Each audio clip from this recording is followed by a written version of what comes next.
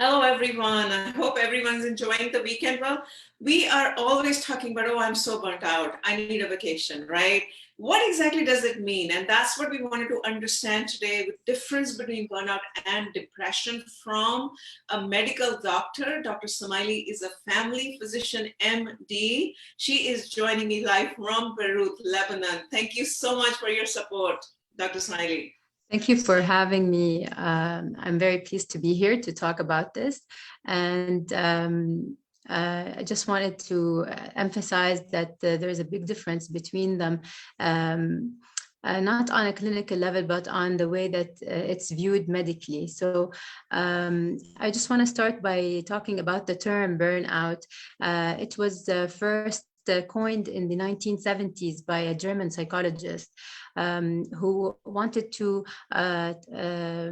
talk about the consequences of extreme stress that they saw on healthcare professionals, mainly doctors and nurses. So this is how it first started. They saw that nurses and doctors are very stressed. They saw that their behavior is changing, that they are becoming withdrawn, and he started using this term burnout. So it was first used in a occupational context. Now, the thing is, when we talk about mental issues, we always refer to the DSM-5, which is the Diagnostic and Statistical Manual of Mental Disorders. Actually, burnout is not mentioned in it, so it is not mentioned under depression or as a separate entity. However, the WHO, or the World Health Organization, included burnout in its International Classification of Disorders, of diseases, sorry, the ICD-11. So it is actually found there now. So doctors can, if a patient comes to them and they see that they meet the criteria of burnout, which we will come to now, they can put it in the diagnosis, and they can take sick leaves as a diagnosis of burnout. However, the WHO also emphasized that the burnout has to be in a context of a workplace. So it cannot be extrapolated to other areas of life. It has to be an occupational, in an occupational context. And it has to meet three dimensions. One of them is that the patient is extremely energy depleted and exhausted. The second one is that they start having negative feelings toward the job. They're becoming cynical about the job, and they feel mentally distant from the job and the workplace. And the third is that their professional efficacy is declining. So they're not being able to meet the deadlines or keep up with the tasks that are asked from them in the job.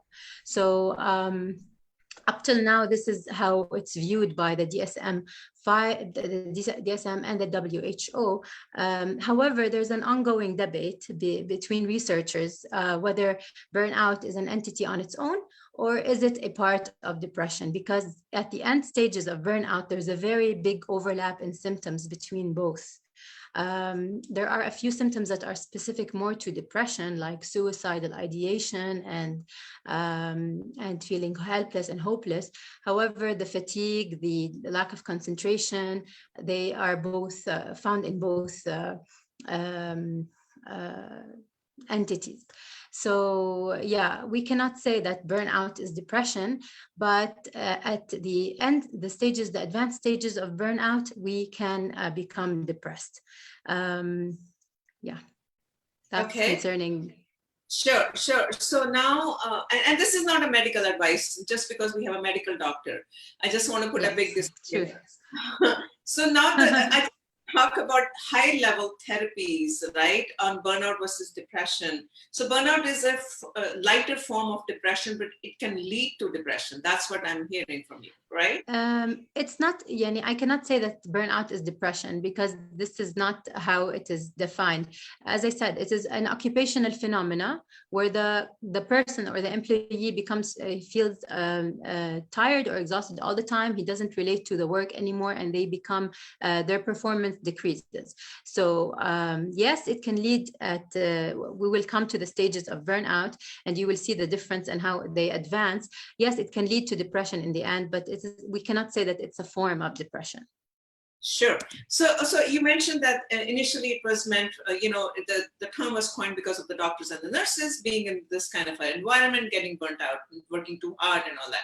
So what was the therapies? Okay, let's just talk a little bit on whether it's a functional medicine, integrative medicine therapy, or conventional medicine.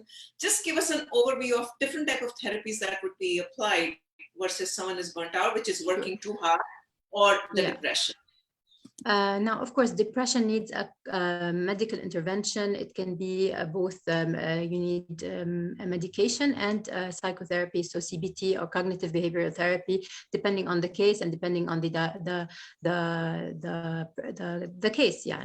However, for burnout, what is most crucial is that you learn to know the symptoms and know when to stop and press the brakes, so that you don't end up at the end stage of the spectrum and need, like in depression, medication and therapy. So many things can work, whether it is breathing exercises, meditation, yoga. It depends on the person. Some people might go to art therapy. The most important thing is to realize that you need to press the brakes. You need to take a break. You need to rest from your work. And you need to learn to listen to your body. So when you feel like you are overworked, you feel like you're becoming more irritable, if you want, we will come to the signs and symptoms in each stage. So the person should be able to pinpoint those cues that your body is giving you in order to stop and do something that you feel can make you unwind. Whether it is, as you said, anything in integrative medicine, whether it's exercise, whether it is art therapy, whether it's yoga, breathing, meditation, anything that can help. It depends on the person and their preference. Okay. However, in depression, we cannot just rely on that. In depression, we might have advanced cases that with suicidal ideation that might need to be admitted to hospital. They might need to take medications. They might need to undergo therapy. So they're different. So now let's just, now with depression sounds like a more serious form of, from burnout. And so can depression be also overcome, what you talked about, yoga, pranayama, or it requires medication as well as some of the functional medicine or integrative or holistic therapies? What are your viewpoints? Yeah. Usually in burnout, once the stressor is removed, so if, for example, you are at work, once you remove the burden of the work, you take a vacation, you give yourself some off time, you will bounce back to your baseline. However, in depression, it's not the case. So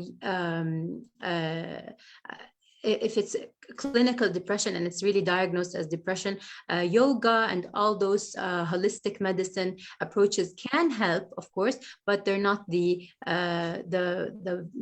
first step of treatment. But then it requires medication, right? That's what you're saying. Medication, maybe seeing a psychotherapist, or both, combination of both. And there are other also things that can be done.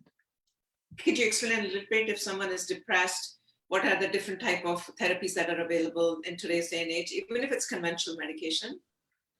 Yeah, there are medications, there are the therapy, there is also ECT or electroconvulsive therapy. So it depends on the case and how advanced it is. And there are many types of medications that can be given either in combination or separate. However, this is not the case in burnout, unless it becomes a stage 5 burnout, where it's can coincide with also, can become actually depression. So if you want, we can go over the stages of burnout so that people would a little bit have an idea how it can progress. So there are 5 stages of burnout. The first stage is honeymoon, the honeymoon phase, where you take on a new job, you're happy, you are excited, you have high productivity levels, you have your energy levels are sky high, and we all want to stay in that stage. But if you don't take breaks and give yourself the time to recharge, and you keep going at the same pace, you might go into the second stage, which is the onset of stress. So here, the fatigue starts to kick in, you become irritable, you can start having some headaches, a little bit of social withdrawal, so you start seeing your friends less, more, the work starts taking your life more, and if that continues to happen and you don't take breaks and take me time or self-care, then you can bounce into the third stage, which is the chronic stress. And chronic stress is a more fulminant fatigue, more exhaustion, more irritability, decrease in concentration and focus, and even decrease in the ability to make good decisions. And then you go into the fourth stage, which is the actual burnout, where you are at the extreme levels of exhaustion. You cannot manage the tasks that are given to you. You are very socially withdrawn. And you can go into the fifth stage, which is the habitual burnout, where this new state is your new norm. And you become sad, you become, you feel unfulfilled. And here where it can coincide with depression, where they become more isolated, they become more hopeless, they feel more despair, they feel like they're not fulfilled at all, and they can meet the criteria of depression. And here you need to be like, you need to see a health care professional.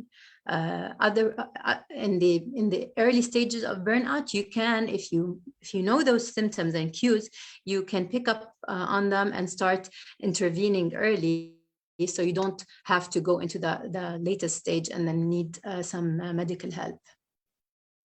Okay, well, thank you so much. This is a quick 10-minute session that we bring on a daily basis. We do have live audience. If you have any questions, you can unmute yourself or put it in the chat window. I do want to give you an opportunity to ask questions from Dr. Smaili, if you like. All right, anything? Any feedback on how we are doing? You're welcome to, excuse me, say that as well, good or bad, it's okay. All right. Okay. Well, thank you, everyone. Thank you so much, Dr. Smaili, for joining us. Yes, this is so much help for all the people out there. All of us have been having some kind of a mental health, hiccups, I should say, not issues is a very strong word here, but we can all learn from what to do and not get into that fourth stage of burnout that you just explained. With that, anything else you'd like to add before I end the session? Thank you. It was a pleasure to be here, and thank you for having me. Yes, thank you. And everyone, have a great weekend and don't get burnout. That's all we will say. Enjoy yourself, enjoy in nature, do whatever you have to do to take time for yourself and invest in yourself. That. Namaste and thank you. Bye-bye.